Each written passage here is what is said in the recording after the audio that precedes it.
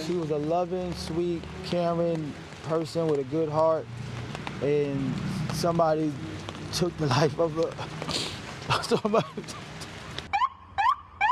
For that. Let's get to our top story right now at noon. It is a tragic update to a breaking news story that we've been on top of now for several hours.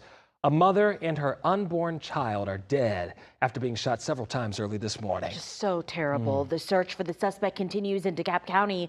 Atlanta News first reporter Mary Kate Hamilton is live at the Woods at Peppertree apartment complex. Mary Kate, what have you learned from police? Well, DeKalb County police say they rushed here at 5:15 this morning and found that pregnant woman shot multiple times. They say she was then rushed to Grady Memorial Hospital, and the family tells us that she and the unborn baby died shortly after, right around 5:45. And we spent the morning talking with family who say they are devastated and that they won't rest until justice is served. 5:45 in the morning, Decatur, Georgia. A woman is asleep in her bed. Her 1-year-old son is tucked in on one side of her. Her 3-year-old daughter is on the other. She is 9 months pregnant, due to give birth in a matter of days. In seconds, 12 bullets rip through her bedroom window. Her name was Shakiya Pridgen. She was 23 years old. Her unborn son already had a name picked out, Kyren. Neither of them made it to the hospital alive. By the time the sun came up that Tuesday morning, a mother and her unborn child were gone.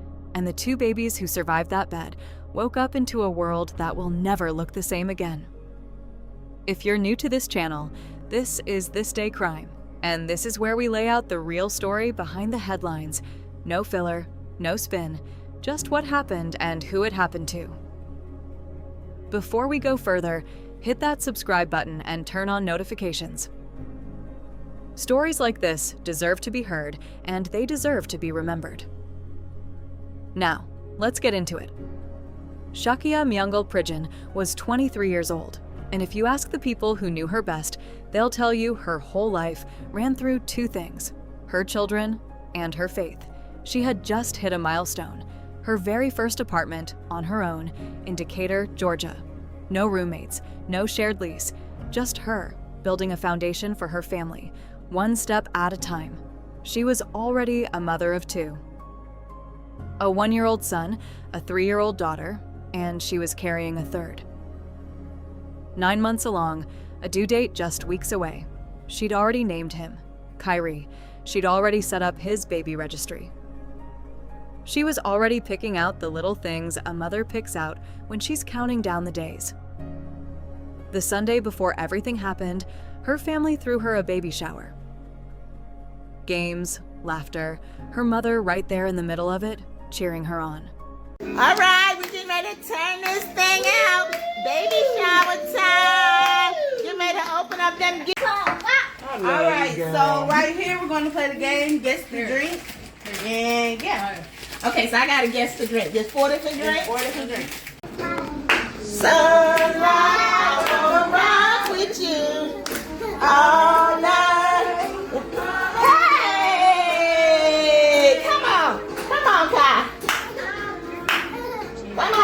Come on, Hermione, you want to dance? The family let her kids help pick Kyren's name that day. 2 names went into a drawing. Her daughter pulled one. Her son pulled the other. Both times, the name that came out was Kyren.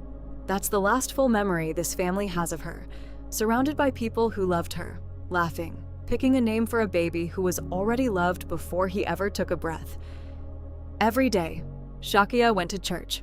Her mother, Verdina Scott, lived in that same apartment complex.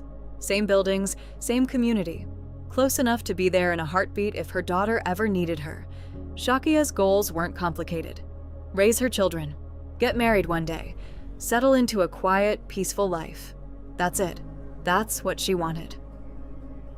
Her father put it simply when he stood in front of cameras just hours after she died. He said, "She was a loving, sweet, caring person with a good heart." And then he said the part that sits heavy. Somebody took the life of her. Not somebody shot her. Not somebody killed her. Somebody took the life of her.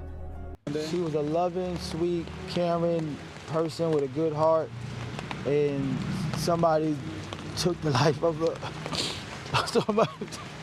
That's how her father chose to say it, because taking a life isn't just violence. It's theft. It's reaching into someone's future and their children's future and ripping it out. Now here's where this story turns into something you need to pay close attention to. Because the man connected to this case wasn't a stranger walking the streets at random. And he wasn't someone with a clean record who snapped out of nowhere. Devin Anthony was 26 years old, Shakiya's ex-partner, the father of her unborn son, Kyren. By the time all of this happened, their relationship was over. But the baby on the way kept a thread of contact open between them. And here's what you need to know about Devin Anthony's past. This was not his first time being tied to a deadly shooting. Court records show he'd already been convicted once before, in a different case, one that ended in someone's death. For that, he was handed a 20-year sentence. 20 years, but because of a legal arrangement, he only served 11 months of it behind bars. The other 19 years, he served on probation, 11 months, for a conviction tied to a fatal shooting. So at 26 years old, with a homicide conviction already on his record, Devin Anthony was out. Walking free in the metro Atlanta area. On probation, with access to firearms. Hold on to that fact, because it matters for everything that comes next. If this story has your attention already, make sure you're subscribed, because what happened in the early morning hours on Pepper Tree Circle is going to be hard to sit with. This family did not see it coming. Nobody in that apartment complex saw it coming. But it happened anyway. Here's what makes this case different from a random act of violence, and it's important you understand this part before we get to what happened inside that apartment. Whoever fired into that bedroom didn't guess. They knew exactly which window belonged to Shakiya's room. They knew exactly where her bed sat inside that room. Think about that for a second. To fire through a window and hit a person sleeping on the other side of it, you have to already know the layout. You have to know that home. That kind of precision doesn't come from a stranger. It comes from someone who had been close enough, at some point, to know exactly where she slept. Her family understood this immediately. And they said so, out loud, before police had named anyone publicly. They told investigators they already had a name. This wasn't a case of a family waiting on detectives to explain what happened. They already knew. What they needed was for the system to move fast enough to catch up. And while all of this was unfolding, 2 small children were still in that apartment. A 1-year-old, a 3-year-old. Shakiya's babies, still breathing, still safe, physically, for now. But their world was already changing in ways they couldn't understand yet. It was a little before 6 in the morning. Most of DeKalb County was still asleep. That's not a coincidence. That's the hour someone picks when they don't want to be seen. Darkness, stillness, nobody watching. Shakiya was in bed. Her children beside her, 9 months pregnant, which means she wasn't sleeping easy even on a normal night. But that morning, she was resting, her babies close. Then the window came apart. Around 5:45 that morning, Devin Anthony approached the outside of the apartment on Pepper Tree Circle in Decatur, DeKalb County. He walked up to the exact window of the bedroom where Shakiya was sleeping next to her 1-year-old and 3-year-old. Without warning, he opened fire straight through the glass. Roughly a dozen rounds, one after another, tearing into that bedroom. The gunfire ripped the household awake in the middle of a scene nobody could have prepared for. Shakiya was hit multiple times. And by something that can only be called grace, her 1-year-old and 3-year-old, lying in that same bed, were not struck by a single bullet. DeKalb County Police got the call, a person shot, at around 5:45 that morning. Officers and paramedics arrived to find Shakiya suffering from catastrophic gunshot wounds. She was rushed to a hospital in metro Atlanta. Doctors did everything they could. She didn't survive. And because of the trauma her body went through, her unborn son, Kyren, didn't survive either. Shakiya's mother, Verdina Scott, lived in that same apartment complex. Close enough that when those shots rang out, she heard them herself. She didn't know yet what she was running toward. She just heard gunfire, and she moved, the way a mother moves when something is wrong. By the time she got to her daughter, this is what she found. She later described it plainly. She said, "When I got there, she was unresponsive in the bed, and she was bleeding from her stomach. When I went to go pick her up, I started doing compressions before I went to go pick her up. I heard her gurgle. I heard her last breath." Sit with that for a second. A mother performing CPR on her own daughter in the same bed where that daughter had been sleeping with her grandchildren just minutes before. The two children in that bed, the 1-year-old and the 3-year-old, walked away from that room without a single physical injury. Not one bullet touched them, but make no mistake, what they survived into is its own kind of loss. They didn't just lose their mother that morning, they lost the only version of safety they'd ever known, in the one place they were supposed to be protected the most. Their own bed. If this story is hitting you the way it's hitting us, make sure you're subscribed to this channel, because the next part covers how fast this case moved from a shooting scene to a manhunt, and how quickly it ended. Batch 3 is coming, and it covers the arrest, the charges, and what this family is still fighting for right now. In the hours after the shooting, no name had been released publicly. No suspect confirmed. Just an active investigation and a family standing in front of cameras, saying plainly that they already knew who did this. Shakiya's father stood outside that apartment complex and made it clear this wasn't random. He said, "They knew she was in the bed. They knew where her baby was. They knew she had kids there. They knew everything. So this was a premeditated murder. He know who he is." That's not a guess. That's a family who understood exactly what kind of precision it takes to fire through a window and hit someone sleeping on the other side of it. You don't get that kind of accuracy from a stranger. You get it from someone who already knew the inside of that home.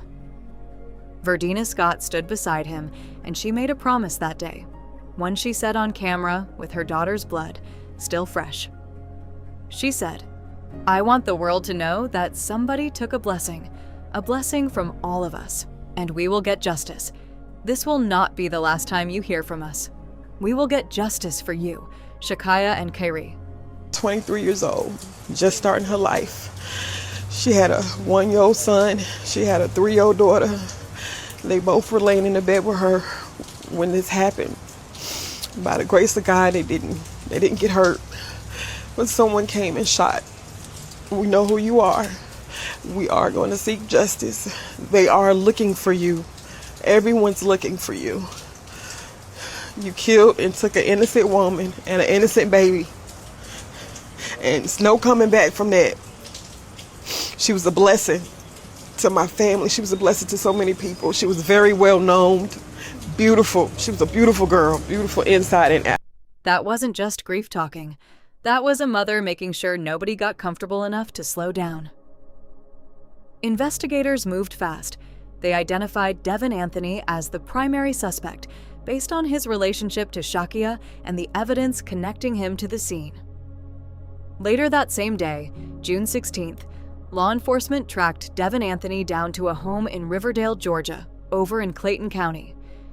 Deputies and tactical units surrounded the property and took him into custody without incident. DeKalb County Sheriff Melody Maddox made it clear publicly that getting him off the streets fast was critical, given how volatile and dangerous he was considered to be. Anthony was booked into the DeKalb County Jail, where he remains held without bond. He's facing some of the most severe charges on the books: malice murder, feticide for the death of baby Kyren, aggravated assault with intent to murder, and firearm-related possession charges on top of all of it. No trial date has played out in the public record yet, but the charges alone tell you how seriously this is being treated. Here's the part of this story that should make you angry, and it should. Devin Anthony had already been convicted once before in a shooting that ended in someone's death. He was handed 20 years for it. He served 11 months. The system let the other 19 years ride out on probation. That decision put a man with a homicide conviction back on the streets of Metro Atlanta with access to firearms, years before he ever crossed paths with Shakiya Pridgen again. That's not an excuse. That's a fact, and it's one this family and this community has to sit with. The funeral for Shakiya Pridgen and baby Kyren Pridgen was held together on June 26th. A mother and her son laid to rest side by side, exactly 1 week before he was supposed to be born into this world. And today, friends and family also remembering the life of 23-year-old mother Shakiya Pridgen. They gathered for her funeral today in Decatur, also mourning the loss of her unborn child. Well, police say that the suspect shot Pridgen when she was in bed with her 2 kids inside of her home. Family members say that Pridgen was days from giving birth to a 3rd child, and the father of this unborn child is actually charged in this shooting. Pridgen leaves behind 2 young children. She was 23. She had a 1-year-old and a 3-year-old who called her mama. She had her first apartment. She had a due date circled on the calendar. She had a mother who heard gunshots and ran toward them anyway. She had a father who described her in the simplest words there are: a good heart, and in seconds, through a window, in the dark, all of that was taken. If this story moved you, that's exactly why this channel exists. To make sure names like Shakiya Pridgen and Kyren don't just disappear into a news cycle and get forgotten. Subscribe, turn on notifications, and stay with us, because there's another case waiting, and it deserves to be heard too. If you or someone you know is dealing with domestic violence, help is available through the National Domestic Violence Hotline at 1-800-7997-233. You are not alone, and support is out there. This has been This Day Crime. Justice for Shakiya. Justice for Kyren.